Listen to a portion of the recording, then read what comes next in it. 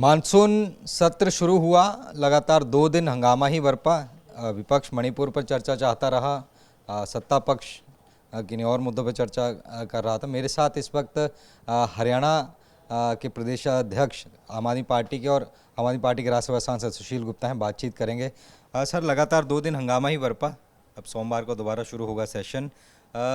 विपक्ष, सत्ता पक्ष कह रहा है कि विपक्ष चलने नहीं दे रहा हो इसको, आप क्या कहेंगे? इस देश के अंदर ऐसा नरसंहार हुआ मणिपुर के अंदर कि लाशें लाशें बिखरी पड़ी। ऐसी वीडियो महिलाओं के सामने आई जिसका वर्णन करना इस टेलीविज़न पे मुश्किल है। एक फौजी का बयान में पढ़ रहा था जिसने कहा कि मैं श्रीलंका के युद्ध के अंदर भी रहा, मैं कारगिल के युद्ध में भी रहा, देश की रक्षा करता रहा, परंतु मुझे बहुत खेद है कि ना मैं अपने गांव को बचा पाया, ना मैं अपने घर को बचा पाया, ना मैं अपनी बीवी को बचा पाया। देश के सैनिकों के साथ भी ऐसा सलूक मणिपुर के अंदर किया जा रहा है। मणिपुर गवर्नमेंट चुप है। प्रधानमंत्री जी बड़ी बड़ी बातें तो बोलते हैं, एक्शन कुछ नहीं।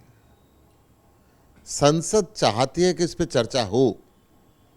267 का नोटिस हमने दिया कि सारे बिजनेस को सस्पेंड करो, सबसे पहले मणिपुर पे चर्चा करें। इस नियम के तहत भारतीय जनता पार्टी नहीं चाहती वहां पे चर्चा हो। पुरजोर कोशिश है कि हमारी ये संसद के अंदर चर्चा हो, मणिपुर की हिंसा पे लगाम लगे, मणिपुर में महिलाओं की इज्जत जो तार तार की जा रही है, सारा देश शर्मसार हो रहा है। जहाँ पे हम देवी के रूप में, माँ के रूप में, बहन के रूप के अंदर इस देश की महिलाओं को देखते हैं, उस देश में महिलाओं को निर्वस्त्र घुमाया जाए और सरकारें चुप रहें,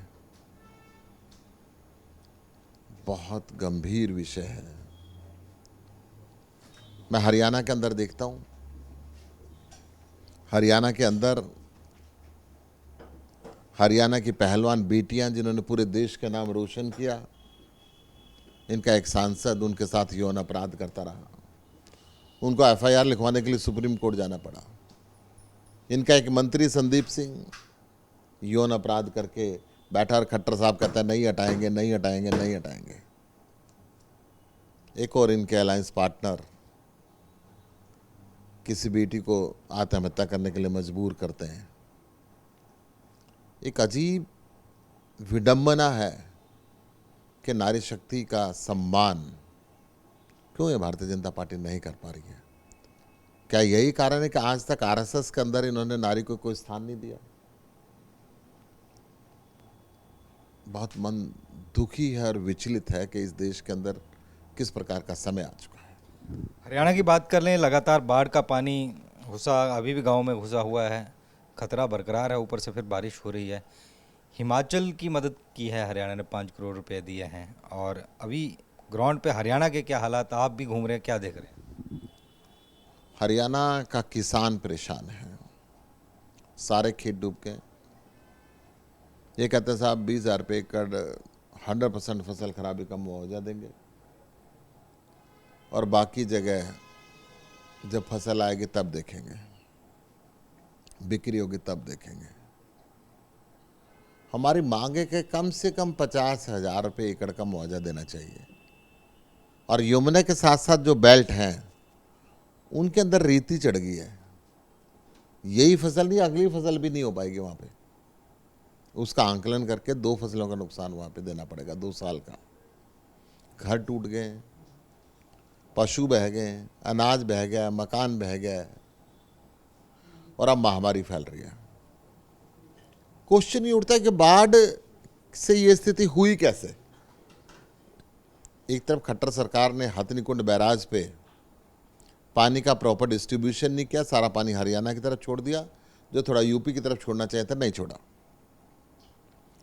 और दूसरी तरफ खट्टर सरकार ने 5 बैराज जमुना पे खोले नहीं, उधर से पानी हरियाणा में तेजी से छोड़ा, दिल्ली से पास होते हुए तेजी से ना निकले, उसको यहाँ रोक के रखा ताकि हरियाणा भी डूबा रहे और दिल्ली भी डूबी रहे। ये कौन सी साजिश हुई? इस साजिश की न्यायिक जांच होनी चाहिए। ये कहा जा रहा है कि हम तो फ्री में पानी दे रहे हैं दिल्ली को, जो ऊपर 700 क्यूसेक से ऊपर था, हम तो उसका पैसा भी नहीं ले रहे, खट्टर साहब ने बयान दिया था। देखिए, खट्टर साहब बाढ़ के समय राजनीति ना करें। सीधी सीधी बात यह है कि ये बाढ़ के हालात क्यों हुए, इसकी तफ्तीश की जाए। पहले बात तो आप मानते ही नहीं थे कि यमुना बैराज के 5 बैराज आपके हैं। जब आपको लिखित में सारी चिट्ठियां दिखाई गई, मैंने राज्यपाल महोदय को भी एक चिट्ठी लिखी है कि इसकी इंक्वायरी की जाए। तब आपने कहा कि मैं इसकी जांच करता हूं, और जांच करने के लिए उसी अधिकारी को जिम्मेदार बना देगा जो दोषी है।